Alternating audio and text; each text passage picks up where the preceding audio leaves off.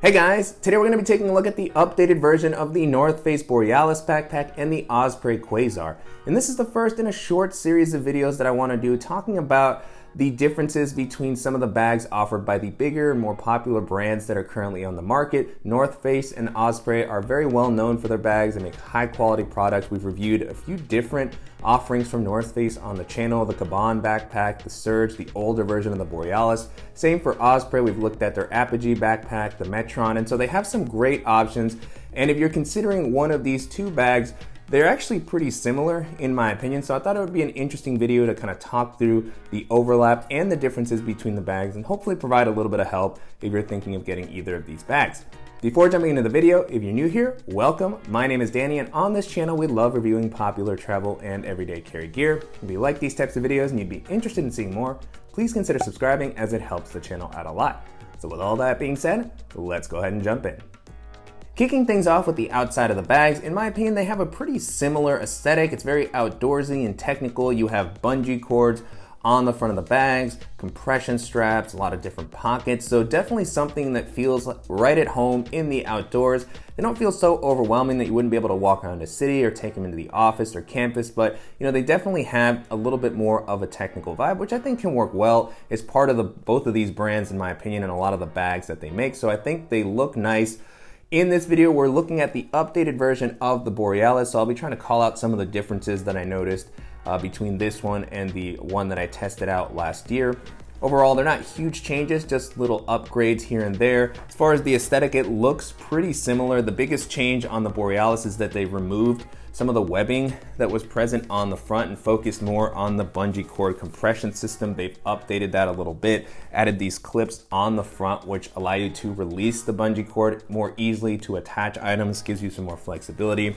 The bungee cord is also on the water bottle pockets on the sides, so you can really compress the bag down a little bit more than the prior version.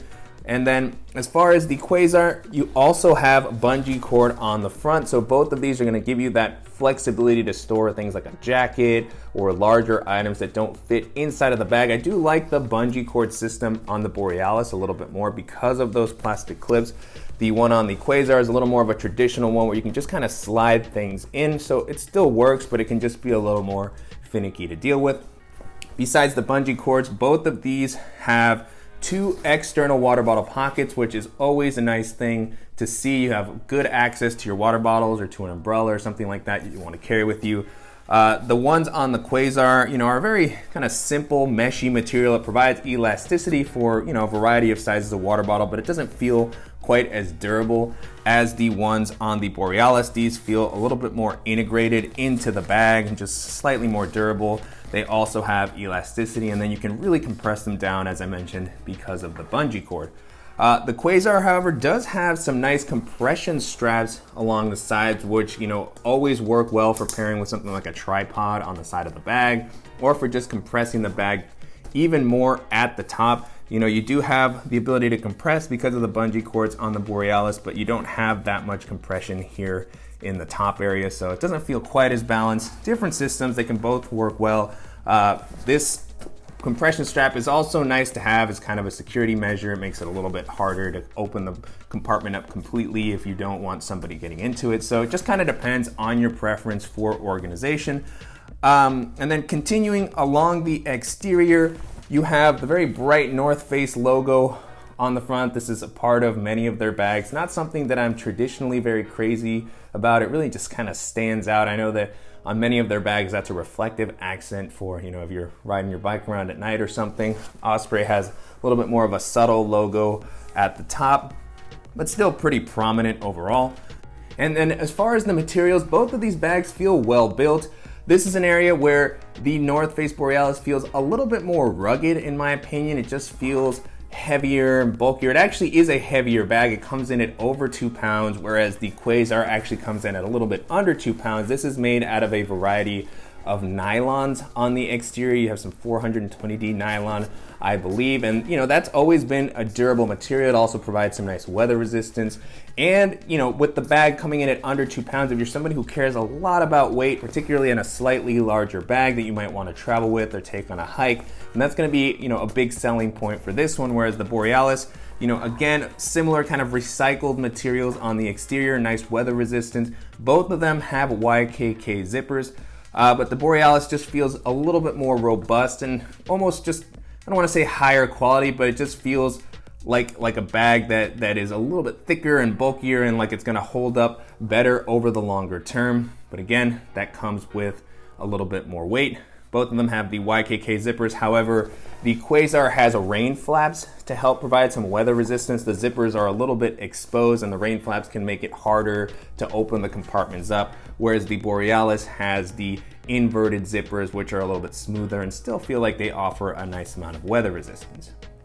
Taking a look at the capacity, both bags come in at about 28 liters, so they're able to hold quite a bit. Regardless of if you're using this for EDC or minimal travel, I was able to fit all the items that I normally like to carry with me. These are bags that are, just gonna feel bulkier than some of these slimmer tech bags that we feature on the channel.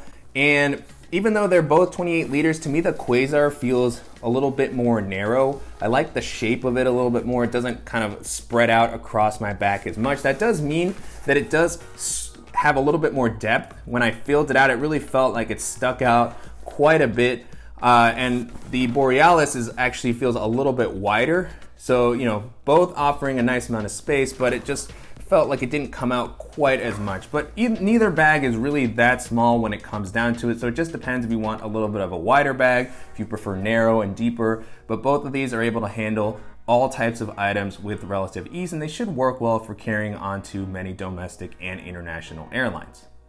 Moving into the back panels, this is really one of the biggest differences between the bags, and where I think that for many people the Borealis will outshine the Quasar. This back panel and harness system just feels a lot more robust. It's probably part of what contributes to the weight difference between the bags as well. The straps here have a decent amount of padding and comfort, but on the back in particular, you really have just the kind of well-known North Face back panel that has lots of padding, lots of ventilation. They are approved by the American Chiropractic Association or something like that, very official sounding. And it makes sense. There's just a lot of support here. You have a pretty rigid feeling kind of structure to the bag. Whereas the Quasar, it definitely feels a lot simpler, very lightweight. The straps have a nice meshy material, which I always like for breathability. And they do have, padding to make them comfortable. It's felt nice, but on the back paneling definitely doesn't feel as robust. You don't have as much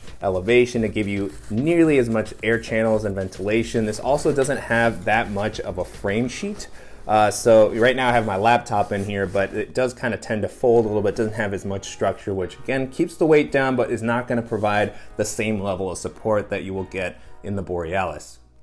A few more notes on the exterior. Both bags stand up fairly well on their own, especially when they're packed out. They have pretty wide bases, so if that's something that's important to you so that you can place your bag down and reach down and grab what you need, both of these will do a pretty good job in my opinion. And then one difference between the two is you do have compression straps on the bottom of the Borealis. You don't have that same feature set on the Quasar, so a little bit cleaner, a little bit less weight, but some additional functionality here if that's something that you normally like to use.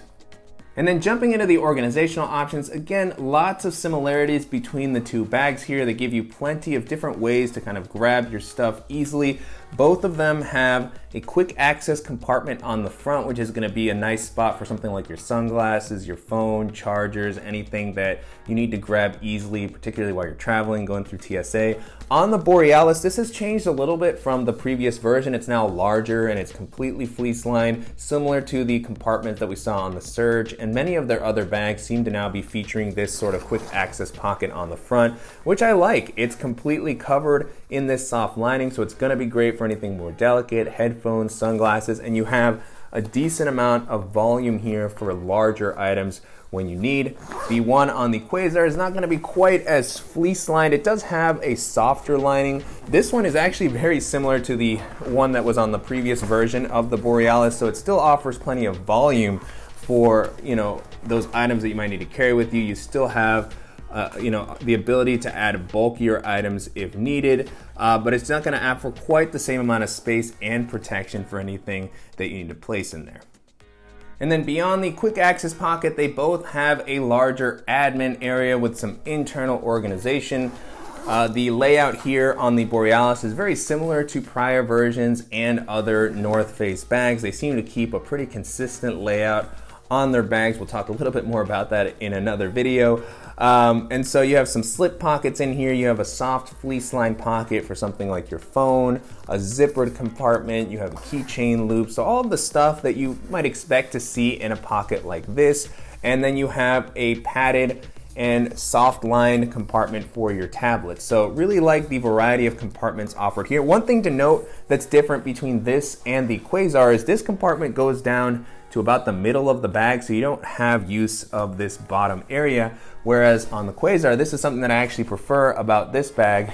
In a very similar compartment, you have the ability to go all the way down in this compartment. So if you have something taller, or you just want to take advantage of this additional space, particularly while traveling, it's nice to have that. But beyond that, the compartment is very similar. You have a few slip pockets here, which are gonna be good for chargers, your mouse, a hard drive. They have some elasticity, which I'm always a fan of. And then you have a little keychain loop for your keys or a multi-tool.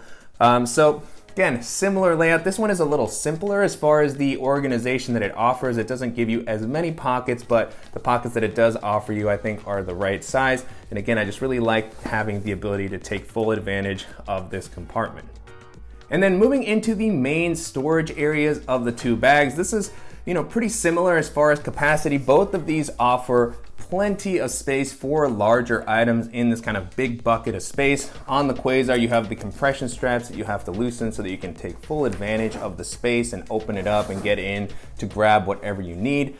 And a big difference between the two bags is in the laptop area, which I'll talk more about in a second, but I wanted to call out that on the Quasar backpack, you actually have the laptop sleeve inside of the main compartment, whereas on the Borealis, you have a separate laptop sleeve, which is nice because it's a little bit easier to access. That does add to the bulk and weight of the bag. So, it just depends on, how easily you need to get to your device, how much you care about a thicker and more padded laptop sleeve. The one that's offered on the Quasar is not bad by any means. Talk about that in a second. But as far as the main compartment, very simple layout on both of these. They just open up top loading bags so that you can, place your books, your binders, your everyday carry items, headphones, or if you're traveling, you can load these up with a packing cube, a dop kit, some extra shoes. Because they're just large buckets of space without a lot of internal organization or anything like that, you can, really have a lot of flexibility with how you organize everything. For the Quasar, in addition to having, the big compartment, you also have the laptop sleeve in this area. There's a smaller sleeve in front of the actual laptop sleeve where you can store something like a tablet. You have a zippered compartment for smaller accessories. So you have a little bit more going on in the main area here, which could be good or bad depending on what you're carrying and how quickly you want to be able to access it. The laptop sleeve on the Quasar is still well padded. It's suspended off the bottom of the ground, so it feels like your device is going to be safe if you happen to place your bag down a little bit harder. The sleeve is not quite as rigid or robust as the one on the Borealis backpack. But it still gets the job done, particularly in a bag like this, which is meant to be kind of an outdoorsy bag. You can also use that to store a hydration bladder. You have the pass-through for the hose at the top. Same on the Borealis backpack, but again, that actually has a separate compartment, which is gonna be able to hold a pretty substantial laptop, definitely a 15 or 16 inch device. This compartment is very well padded. Again, you have that rigidity on the back, which gives you a lot of support. This one is also suspended off the bottom of the ground. So, I drop my device in there. It doesn't feel like it hits the ground or the table or anything like that. So it's protected. And it's a lot easier to access your laptop on the Borealis because it's an entirely separate area. So, I like having that ability. This compartment can also serve as a place to store your water bladder. It has a little hose pass through at the top as well. So between the two bags, it's really just going to come down to whether you want that quick access and don't mind the extra weight and padding, or something where you're not as focused on the laptop, you can still carry it with you, but you want to save on weight for whatever reason. So really great versatile layouts on both of these bags. They're really capable. And if you're looking for bags that are going to be versatile to take into the outdoors, to use for school or campus, or to take into the office if you don't have a workplace that cares too much about being super professional with your bags, and these are going to be some great options to consider in a pretty reasonable price range. And so to wrap up, it's been a great experience testing out both of these bags over the past couple of weeks, and you can purchase these on their company's respective sites. So the NorthFace.com and Osprey.com, starting at about $100 for the Borealis backpack and $90 for the Quasar. You can also find these on sites such as REI and Amazon, so lots of different options. And I think that the price point is pretty reasonable considering the features and the build quality that they have to offer. Makes sense that the Quasar is going to be a little bit less expensive, only a $10 difference or so. As I mentioned during the video, there's differences in build quality and some of the feature sets, but overall, I think these prices are very reasonable for the features and the build quality that they have to offer, and they compare well to other similar items in these price ranges. And so as I was testing these out, they definitely reminded me of a lot of the other bags from these companies that I've tested out. So on the North Face side, we've looked at the Gabon 2.0 recently, which is a really great bag, similar solid build quality, lots of nice organization. It has a little bit more of a clean and kind of techie vibe. So if you like the North Face's brand and quality, but you want something that's a little bit less outdoorsy, that's going to be a good option to check out. The North Face Surge is another good one that we took a look at recently, which is going to be good if you want some extra space or maybe some additional organizational options. On the Osprey side, I really loved using their Apogee backpack. It's a more minimal version of this bag. It doesn't have the webbing on the front. It's just got a cleaner exterior, but a similar quality. I actually like the harness system on that one. So if you like Osprey's brand and kind of the weight of their bags and you want something cleaner, then that's going to be a good option to take a look at as well.